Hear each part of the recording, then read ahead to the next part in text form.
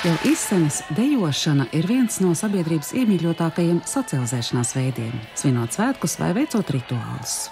Vēsturiski danču tradīcija veidojusies zemnieku vidē, miedarbojoties ar pilsētas ietekmi. Latvijā pirmās ziņas par dejošanu, kas dēvēta par lekšanu, rodams jau 16. gadsimtā. 19. gadsimtā tradīcija fiksēta daudzas reizes, tajā skaitā kā īpaši deju sarīkojumi un dejošana gadskārtu svētkos un ģimenes godos. 20. gadsimta sākumā dejošana savam priekam galvenokārt noritējusi zaļumballēs un večerinkās, arī kāzās, arī pēc talkām.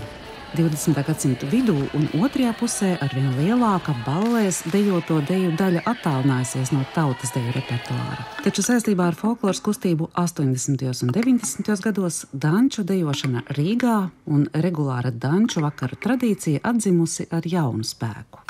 Danču tradīcija Rīgā aizsākās 1988. gadā, kad Latvijā pirmo reizi notika starptautiskais folkloras festivāls Baltika, kura ietvaros vairākas folkloras kopas savos priekšnesumos iekļāva dančus, kā arī tika organizēti danču vakari festivāla dalībniekiem.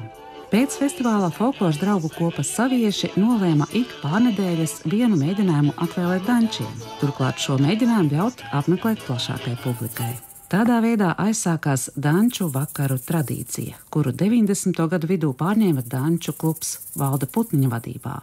Gadsimtu mijā danču kluba deju vakari bija vienīgie regulārie plašai publikai pieejamie deju vakari Latvijā. Uz tiem brauca dejotāji no citām vietām Latvijā. Un pamazām, mācoties no Rīgas danču kluba pieredzes, veidojās danču klubi un tika organizēti deju vakari Cēsīs, Ogrē, Ķekavā, Rēzeknē, Koknesē, Daugavpilī un citur. Tādējādi danču tradīcija Rīgā bijusi par iedvesmas avotu visai danču kustībai Latvijā. Sākot ar 20. gadsimta 80. gadu beigām, danču tradīcija Rīgā piedzīvojusi milzīgu popularitātes pieaugumu.